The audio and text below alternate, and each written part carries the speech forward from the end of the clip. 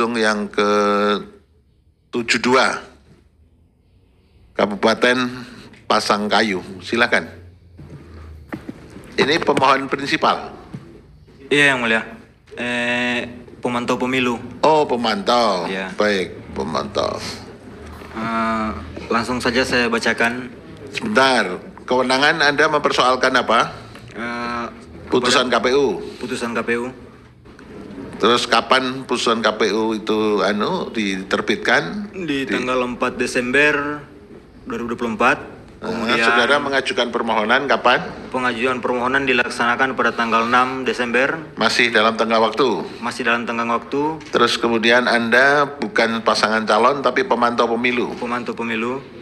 Ada akreditasi dari KPU? Sertifikat akreditasi. Sertifikatnya ada? Ada. Ada. Disampaikan sebagai bukti juga sudah? Iya, Yang Mulia. Oke. Itu di sana pemilihannya calon tunggal ya? Calon tunggal. Gimana hasilnya? Antara selisih pemenang pihak terkait dengan kotak kosongnya, terpaut jaraknya berapa persen? Terpaut jarak di 9, persen Yang Mulia, tapi izin karena tingkat partisipasi pemilih itu sangat minim. Ditambah lagi memang ada beberapa hal terkait masalah prosesnya yang tersebut. Oke, silakan. Itu di Posita ya? Iya, siap. Silakan. Jadi ambang batasnya sebetulnya tidak memenuhi, tapi ada masalah-masalah yang berhubungan dengan proses. Iya. TSM ya. Iya. Silakan dibacakan apa saja. Jadi langsung pada pokok permohonan. Pokok permohonan. Ya, silakan. Apa dalil-dalil yang Anda anukan apa? Jadi izin Yang Mulia, saya sebelum masuk pada pokok permohonan saya menyampaikan sedikit kata pengantar terlebih dahulu. Oke, silakan.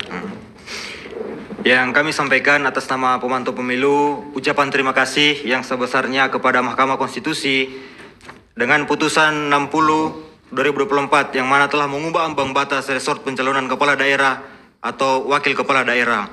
Meski demikian, di Kabupaten Pasangkayu masih terdapat sisa partai politik 10% lebih tidak menjadi partai pengusung pasangan calon tunggal. Dengan kata lain, sisa partai politik masih mencukupi ambang batas pengajuan bahkan pasangan calon. Namun, berbagai manuver politik desain calon tunggal yang mengakibatkan calon potensial lainnya tidak dapat mengajukan diri sebagai calon pasangan calon. Pada akhirnya, skema calon tunggal Pilkada Pasangkayu tahun 2024 pun terjadi. Oke.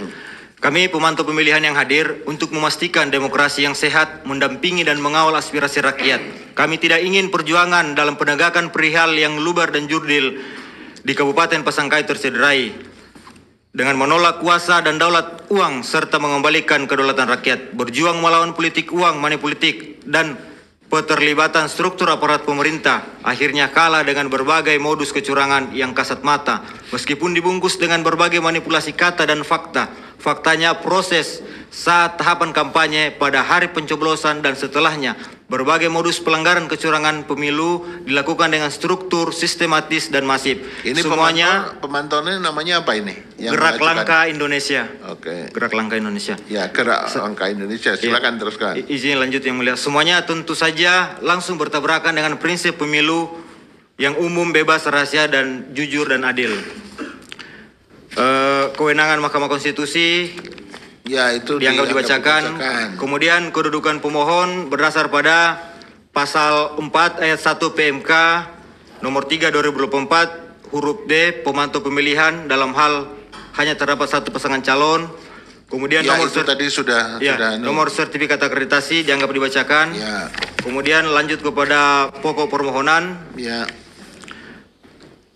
Pokok permohonan bahwa kemenangan pasangan calon Yaumil Ambok Jiwa dan Haji Herni didapatkan dengan berbagai modus pelanggaran kecurangan pemilihan dengan struktur sistematif dan masif. Mulai dari penggunaan kewenangan, anggaran, program pemerintah, keterlibatan struktur pemerintah Kabupaten Pasangkayu, penyelenggara pemilu sebagaimana pemohon yang akan jelaskan sebagai berikut. Keterlibatan penyelenggara pemilu atau KPU atau termohon Bawaslu Kabupaten Pasangkayu untuk kemenangan pasangan calon Haji Yaumil Ambok Jiwa dan Haji Herni. KPU Kabupaten Pasangkayu bahwa pada tanggal 7 November 2024 dilaksanakan pelantikan anggota KPPS dari 63 desa kelurahan.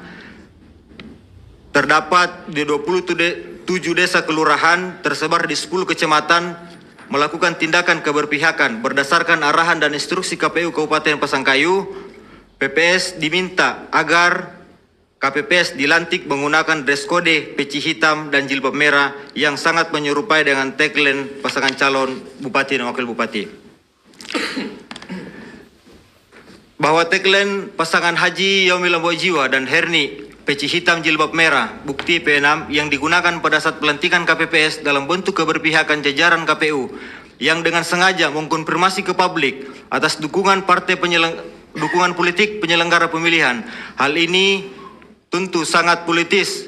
Pasangan calon Haji Yaumil Ambojiwa dan Herni sangat diuntungkan, di mana calon bupati dan wakil bupati dikampanyekan secara gratis oleh penyelenggara pemilu. Tindakan termohon yang memerintahkan atau setidaknya termohon melakukan pembiaran terhadap jajaran PPS melakukan tindakan yang menguntungkan pasangan calon tertentu, kegiatan yang mempertontonkan dukungan penyelenggara PPS adalah bentuk pelanggaran yang berbahaya bagi demokrasi.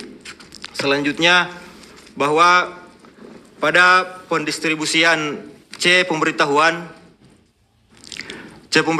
tidak sesuai dengan prosedur sebagaimana diatur dalam peraturan perundang-undangan yang berlaku, sehingga C pemberitahuan garing KWK yang tidak terdistribusi oleh KPPS sebagaimana kronologi yang kami uraikan sebagai berikut.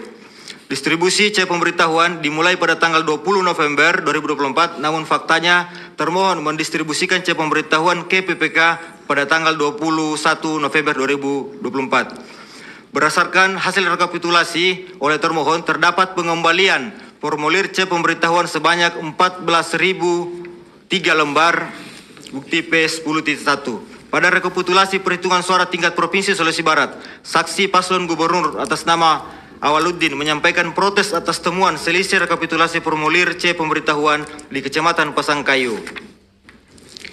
Bukti P2. P10.2.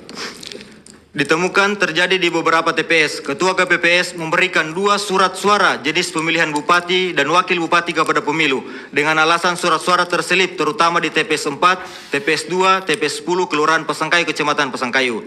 KPPS tidak memperbolehkan pemantau Gerak Langkah Indonesia mendokumentasikan daftar hadir pemilih setelah pemungutan suara, tetapi nanti setelah selesai perhitungan suara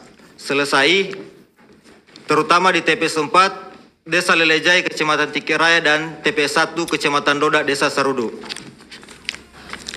Kemudian termohon KPU Kabupaten Pasangkayu tidak melakukan sosialisasi secara maksimal terhadap mekanisme pemilihan bupati dan wakil bupati bagi daerah yang hanya satu pasangan calon, termasuk Pilkada Kabupaten Pasangkayu, sehingga masyarakat berpandangan bahwa yang tidak datang memilih di TPS dikategorikan suara kotak kosong. Hal ini dapat dilihat dengan jumlah DPT sebanyak 114.105 dengan jumlah pemilih yang datang di TPS sebanyak 78.487 atau setara dengan 68,78% partisipasi. Sementara jumlah pemilih yang tidak datang ke TPS sebanyak 35.624 suara atau setara dengan 31,22%. Bukti P11. Lanjut yang mulia. Ya. Bawaslu Kabupaten Pasangkayu dan jajarannya. Bawaslu Kabupaten Pasangkayu terkesan sebagai lembaga yang melindungi atau juru selamat bagi paslon, tim pemenangan serta jajaran penyelenggara pemilihan sebagaimana dijelaskan pemohon sebagai berikut.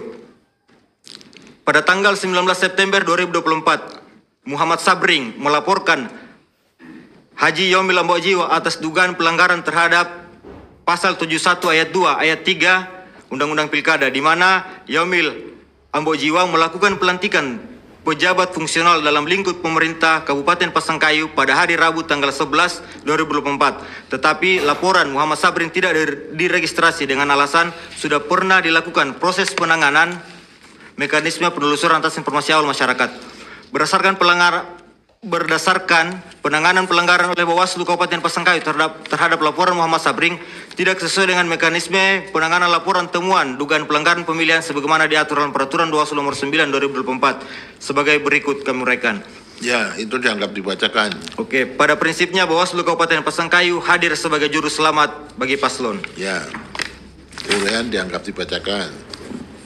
Bahwa pada tanggal 8 November 2024, warga Pasangkayu atas nama Dianto melaporkan Agus Ambojiwa, adik kandung dari Haji Yomil Ambojiwa sekaligus suami dari Herni, bukti P11 atas dugaan pelanggaran pasal 17A ayat 3 junto pasal 69 ayat 2 dan ayat 3 Undang-Undang Pilkada, di mana Agus Ambojiwa dalam orasinya pada tanggal 26 Oktober di Desa Dapurang, Kecamatan Dapuran menyatakan, jangan memilih peti kosong, sampah itu orang iri, orang tidak bermolar dan tidak beretika. Bukti P14-2. Ya, itu dan seterusnya dianggap dibacakan. Ya, dianggap dibacakan. Lanjut Sekarang, yang mulia. Ini nggak ada halamannya ini permohonan. Yang angka 3 itu, angka 2, Romawi penggunaan wewenang program apa itu? Bahwa pada tanggal 22 November 2024, Koordinator Pemantau Gerak Langkah Indonesia melaporkan 27 PPS tersebar di 10 kecamatan atas dugaan keberpihakan saat pelantikan KPPS, di mana undangan pelantikan menggunakan dress code sebagai slogan pasangan calon. Herni dalam pelantikan KPPS yakni peci hitam dan jilbab merah. Proses penanganan laporan Pemantau Gerak Langkah Indonesia sebagaimana angka 6 di atas, Bawaslu Kabupaten Pasangkayu melimpahkan ke Panwas Kecamatan, namun pelapor dengan saksi merasa kewalahan dalam memenuhi undangan klarifikasi dari 10 Panwaslu Kecamatan dengan jadwal yang bersamaan, V20. Bahwa sejak lembaga Pemantau Pemilu terakreditasi di KPU Kabupaten Pasangkayu pada tanggal 16 November 2024, reaksi dari Ketua Bawaslu Kabupaten Pasangkayu yang seolah-olah pemantau adalah lawan tanding, padahal semestinya pemantau sebagai mitra yang seharusnya dibangun kerjasama yang baik. Justru Bawaslu Kabupaten Pasangkayu menunjukkan reaksi sebagaimana diuraikan di bawah ini. Pada tanggal 17 November atau sehari setelah lembaga pemantau pemilu terakreditasi, Ketua Bawaslu Kabupaten Pasangkayu Harliwud Suri Junior membuat postingan di media Facebook yang pada prinsipnya postingan larangan pemantau pemilihan memasuki TPS dan sanksi pidananya, namun tidak menjelaskan perlakuan terhadap pemantau untuk daerah yang terdapat satu pasangan calon, termasuk Pilkada Kabupaten Pasangkayu. Akibat dari postingan tersebut, jajaran penyelenggara tingkat PPK, PPS, KPPS, serta jajaran Panwas Kecamatan, PKD,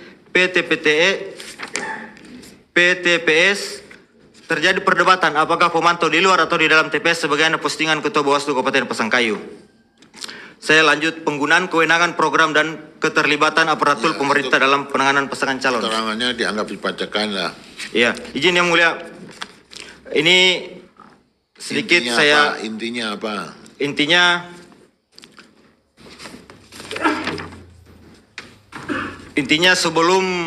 sebelum dilaksanakan pemilihan itu, Bupati Pasangkayu atau pasangan calon telah menerima kembali jabatannya sebagai bupati yang sempat melakukan cuti, dan 2 hari sebelum dilaksanakannya pemilihan, Bupati Pasangkayu atau paslon membentuk tim lembaga pemantau pilkada dengan menugaskan beberapa kepala dinas untuk turun langsung memonitoring jalannya proses kesiapan pemilihan. Namun faktanya para ASN yang ditugaskan oleh bupati atau paslon lebih kepada partisipasi yang lebih kepada pembuatan TPS, seperti itu yang mulia. Kemudian pada tanggal 26 November 2024, Kepala Dinas PMD Kabupaten Pasangkayu Hasbi Esos memerintahkan kepada para kepala desa melalui WA Group Kades 2024. Kutipan penyampaian Kepala Dinas PMD Pasangkayu dalam WA Group Kades 2024. Saya kutip, Assalamualaikum. Tabe Bapak Ibu Desa, jangan terlelap tidur. Tetap waspada, jaga wilayah masing-masing terutama TPS, jangan sampai tidak terjaga. Bukti P27. Forum Pemantau Pilkada Pasangkayu. Tabe Bapak Ibu Desa. Dianggap dibacakan keterangan itu. Petitumnya saja langsung. Siap yang mulia.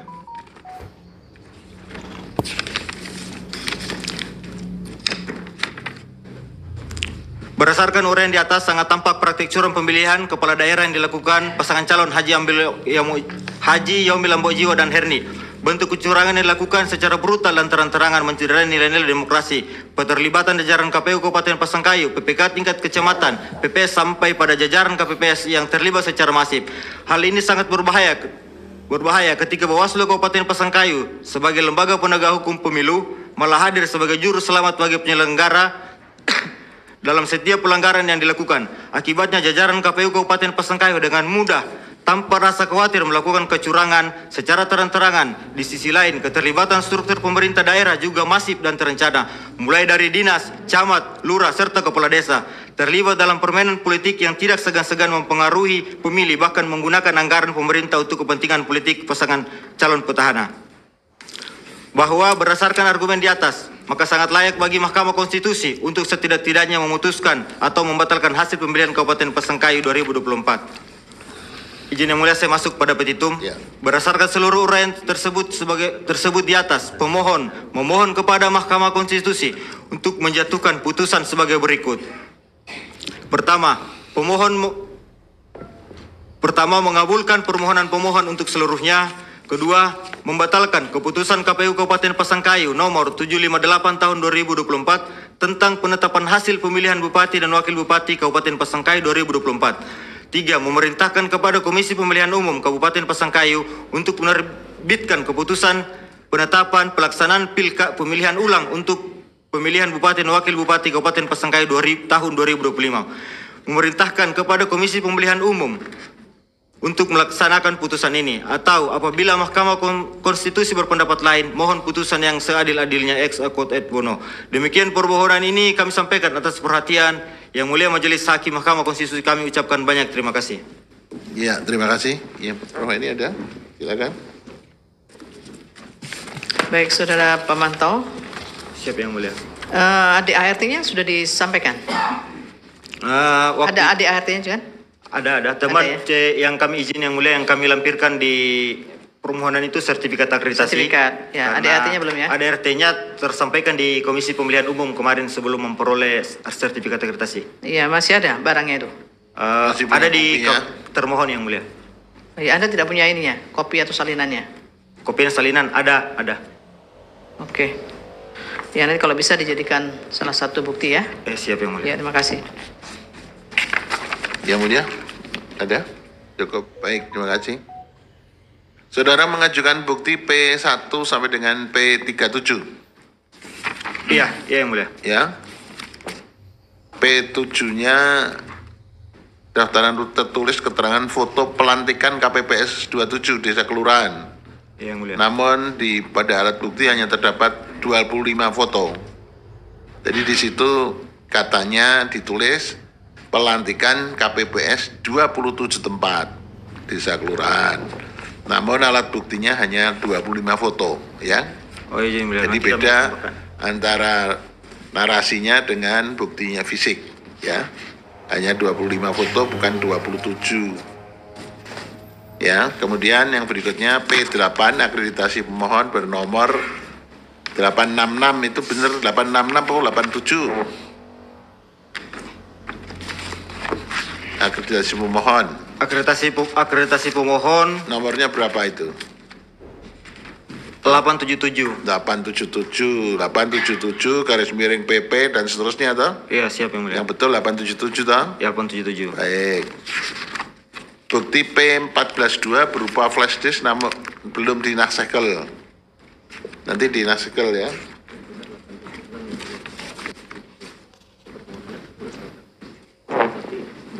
Buktinya 876. Jadi sertifikatnya nomornya 876 yang betul. Ya? 877. Oh itu 876. 876 itu loh. No, sertifikat nomor 876 garis miring P dan seterusnya pemantau gerak